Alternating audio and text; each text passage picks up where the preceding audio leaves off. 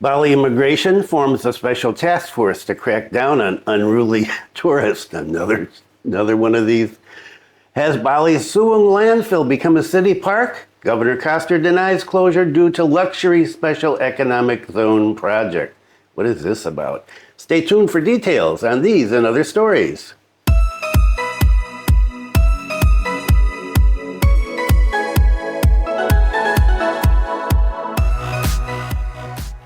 Selamat pagi. Welcome to the latest news from Bali in Indonesia. This is August 13th, 2025, and my name is Bruce. And what is the weather like today?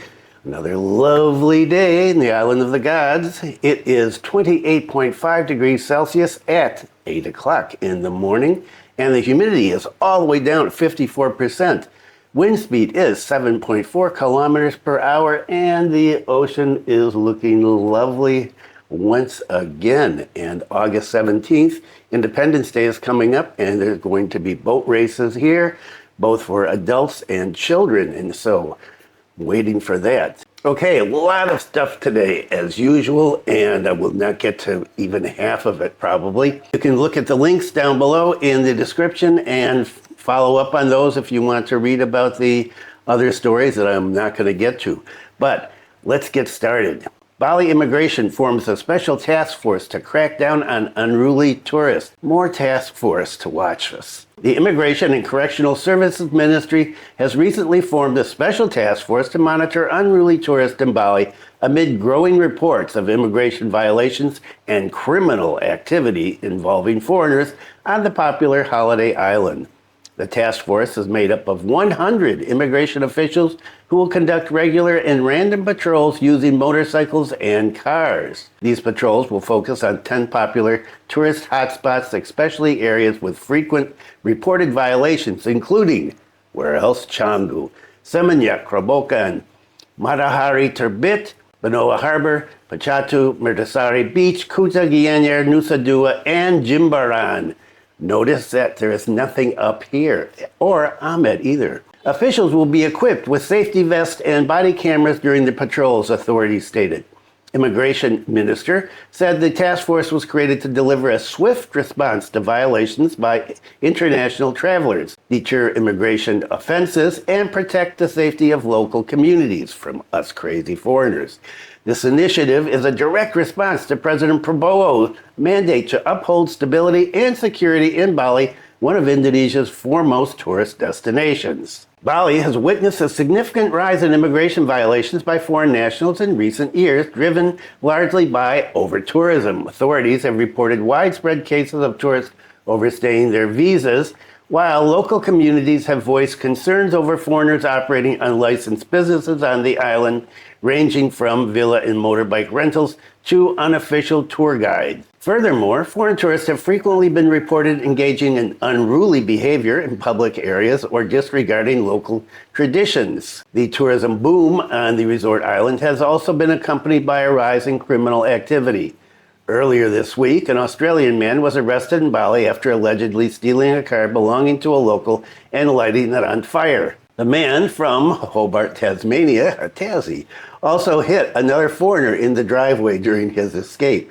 Last week, authorities arrested 2 foreign nationals, an Azerbaijani and an Uzbek, suspected of carrying out 2 robberies targeting money changers in Bali. Both are believed to be members of a group that prey on money exchange businesses providing cash-on-delivery services. In June, Indonesia law enforcement detained 3 foreign suspects accused of opening fire on 2 Australian men at a villa in Badung, a popular tourist district, resulting in the death of 1 victim. In December last year, a 48-year-old Ukrainian man was reported kidnapped and robbed in Kuta, one of the busiest tourist hubs in Badung Regency. According to the Bali police, 226 foreign nationals were implicated in criminal activities on the island last year, marking a 16% increase from 194 in the previous year. The majority of those convicted were U.S. citizens. Wow.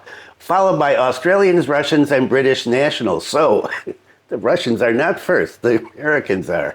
The National Narcotics Agency, BNN, also revealed that Bali has increasingly become a critical hub for transnational drug trafficking in recent years. Authorities have noted a growing presence of prominent South American cartels as well as Ukrainian and Russian drug networks operating on the island.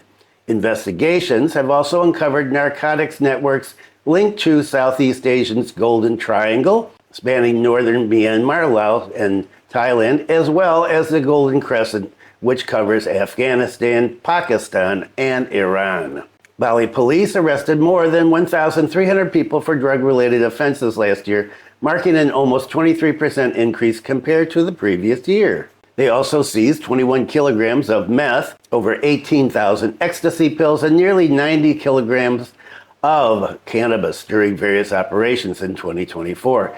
Acting Director General of Immigration said that immigration officials will continue to intensify monitoring unruly foreigners both in Bali and across the nation. These patrol operations are essential to maintaining national security and public order, deterring potential violations, and reinforcing public trust in our immigration services, he said. So, watch out, you unruly tourists. More eyes are going to be upon you. Okay, and what about the landfills and trash? Of course, one of the biggest problems on the island. Has Bali's Suwung Landfill become a city park? Governor Koster denies closure due to luxury special economic zone project. The closure of Suwung Denpasar Regional Final Disposal Site, TPA, has sparked controversy and attention, especially on social media. Rumors have swirled that the closure of the Suwung landfill will be used for a luxury project in the Kura Kura Bali Special Economic Zone. There are even rumors that a mall will be built in the area. Just what we need, another mall. The Suwung landfill covers 32.4 hectares. Bali governor dismissed the rumors and questioned the source of the information. Who wants to build a mall? Name it first. Don't gossip. Name it first, the governor explained yesterday. He also recounted why the Suwung landfill must be closed immediately. In the 1980s, Denpasar City and Badung Regency were still part of the same area because there was no bypass connecting them. Because the Suwung landfill was empty, residents dumped their waste there. Then development occurred when Denpasar City became its own administrative region and Badung Regency became its own regency. Then development ensued with areas to the left, right, front, and back becoming urban areas with strategic investments. It's indeed no longer suitable to maintain it there, the landfill. And now the trash is piled up to 35 meters high. It's embarrassing that, as a tourist area, there's such a pile of trash in the city center. It's no good, the governor said. In fact, the governor said, even without being ordered by the Minister of Environment and Forestry, he'd already said that the Suwung landfill was not fit for operation since he has served as governor of Bali in his first term. At that time, the Denpasar city government still fully controlled the Suwung landfill. The governor said he has now taken back control of the landfill, eliminating the blame for the regent or mayor. I guess the buck stops with the governor. He said that waste management is being handled collaboratively with regents and mayors throughout Bali to ensure proper management across the island, with one system, one governance model. After closure, the landfill is planned to be turned into a city park. Part of it will become a city park, so it's neat and can be used for jogging. Meanwhile, the rest of it is under the province's authority management, and we will collaborate with the province, he said. The impact of the Suwung landfill closures also led some residents to dump trash into the river, of course, and others to burn it.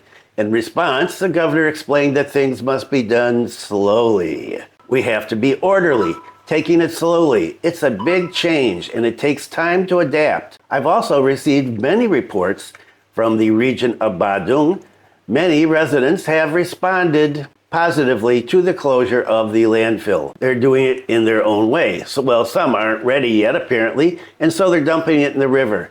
So the volume of waste is increasing. It's going to be slow, but I don't think it will take long. Meanwhile, the chairman of the Bali Provincial DPRD, Dewa Made, who's known as Dewa Jack, said that his party had just observed the issues regarding the landfill being turned into a luxury project in the Bali Kura Special Economic Zone. He said, "We'll consider it, but honestly, it hasn't reached the Regional People's Representative Council. We're just observing. Of course, after the Bali provincial government's anniversary on the 14th, that's tomorrow, we'll provide our opinion." He further stated that his office is still coordinating with the executive branch regarding this matter to respond to the public. "We haven't officially announced anything yet, but we also read social media," he said. Social media has such a role in how the government responds to things here.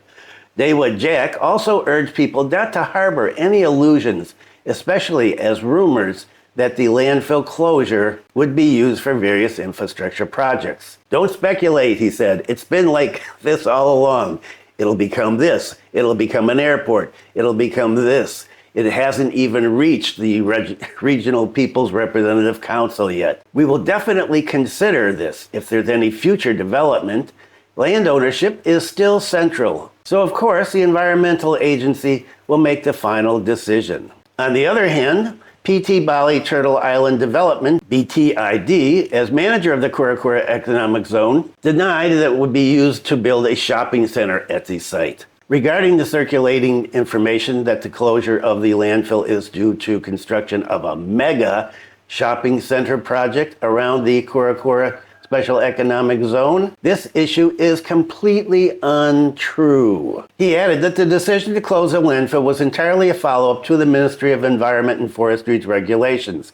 He also hoped that the baseless issues would soon subside and all parties would refocus on collaborating for a better environmental future. The Minister of Environment's decision not to allow open dumping of waste is not due to investment interest or interest of the private sector, he stressed. According to Pakzaki, the construction of the Grand Outlet Bali Shopping Center is currently only 55% complete. What? I missed this one. The grand opening is scheduled for the second half of 2026. The plan is to open in the second quarter of 2026. There aren't many other projects planned because we're building for 30 years and are currently focused on dividing the project into 2 districts. We'll announce more in upcoming months. He stated that the construction of the Grand Outlet Bali, Bali's largest shopping center, oh my God, has been announced since 2023, and its progress was announced last year. All regional heads in Indonesia are instructed to no longer use the open dumping system for waste management, he said. Pakzaki further stated that the request for a solution to the increasingly large and foul-smelling waste in the landfill is not solely made by BTID, but by other parties as well, especially when the landfill burned for a month several years ago. At that time, he said, smoke reached all the way up to Kuta. This has led many to call on the local government to find a solution for the landfill. He believes cooperation between all parties is necessary to find a solution and ensure that Bali has a healthier and more sustainable waste management system. It's not just a national issue, but an international issue. So the problem has been around for years, and we, along with the people of South Denpasar, recognize it's a very serious problem. BTID within the area processes waste independently, he said. They also assist with waste management outside the area, particularly in the Sarangan traditional village. Bali governor stated that source-based waste management would begin particularly in Denpasar city. The closure of the landfill is still being implemented in stages. The governor stated that Denpasar city will build 4,700 modern waste disposal sites. The mayor of Denpasar in the region of Badung have reported that there will be 4,700 modern waste disposal facilities, TIBA, and additionally a TPS3R, reduce, reuse, and recycle waste processing facilities, will be added with the revised regional budget. And now an update on that tragedy that happened last week when the fast boat sank and 2 tourists and 1 crew member were killed. Hanqing Yu's family reaches settlement with Bali Dolphin Cruise II. The family of the victim who died in the Bali Dolphin Cruise II fast boat accident has finally agreed to make peace with the owner of the company operating the fast boat. The amicable settlement agreement was made yesterday at a notary office where the ship owner was represented by 2 people and the victim's family was represented by a travel agent from China. And this was witnessed by the victim's family's legal team. The result of the meeting was a peaceful resolution. according to the legal representative for the victims' families. When asked about the details of the peace agreement reached by both parties, he declined to provide details, citing the privacy of the matter and the perceived unethical nature of publicizing it. The shipping company certainly provided compensation to the family through their agent, but I can't say the exact amount. It's probably around hundreds of millions. That probably includes covering cremation costs, he added. We've already sent a copy of the letter to the police. From our side, that's likely what we're doing, restorative justice, as we resolve the matter peacefully. But we weren't the only victims of the incident. There were other parties involved. The cremation process for Hanqing Yu's body will be carried out today at the hospital and then continuing at the Mumbai Nusa Dua crematorium.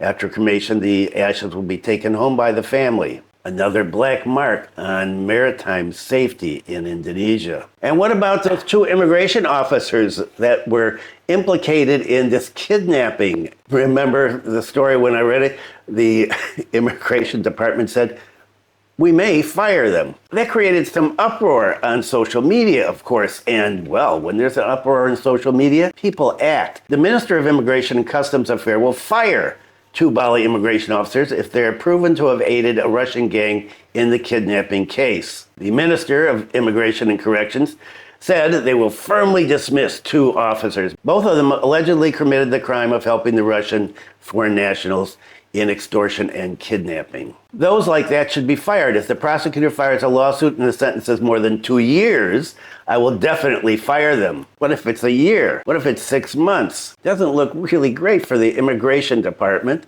if some of their officers are involved in criminal activity. He stated that his office would await the legal verdict before taking any action. He firmly stated that no leader wants their subordinates to commit irregularities. If they do, we will take action. And we'll see if I can get this in. The identity of the foreigner who walked on a tightrope across Sekumpul Waterfalls remains unknown. The identity of a foreign tourist who walked on a tightrope at height of the Sekumpul Waterfall tourist attraction in Sekumpul Village, Suwung District in Bulang is not yet known. Previously, the actions of the foreign national went viral after the video was widely distributed on social media.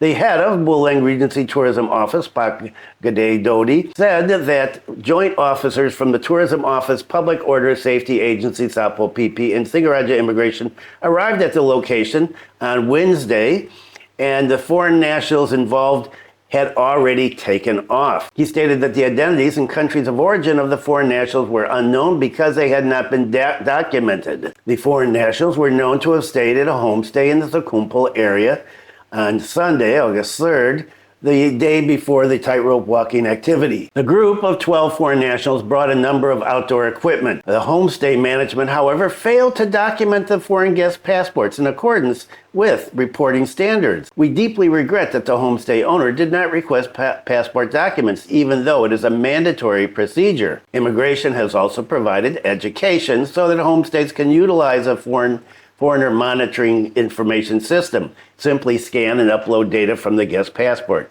From the coordination, it was discovered that the homestay owner had coordinated with the tourist attraction manager and the local village head. At the time, the foreigners stated they were going canyoning or other water adventure activities, which are common in the area. They even showed their activity licenses to avoid arousing suspicion. However, on Monday the 4th, residents were surprised to see a sling rope installed above the waterfall ravine. Two foreign nationals were seen slacklining at a height. The activity was then stopped by village police officers before it could cause an incident. We are grateful that no accidents occurred, but we emphasize we do not permit such extreme activities at Sekumpul tourist attraction. The area is a sacred area with a temple or holy place below it, so it should not be used as a location for such activities. He added that this incident serves as a basis for evaluation and strengthening oversight of tourist behavior. Going forward, we will further emphasize to all tourist attraction managers the need to monitor and record the tourists entering their areas to prevent similar incidents from occurring. However, Pak Dodi acknowledged that the viral video had contributed to Sekumpul Waterfall's popularity among the public. However, he assured that such a dangerous activity would never be recommended or offered as part of Bulang's tourism service. We firmly do not allow such activities at tourist attractions, he stressed. Okay, and that is it for today. some more stuff down below so you can read those if you're interested. Thanks for viewing. Be kind to someone today. Take care. Have a great week, and I will see you again next Wednesday.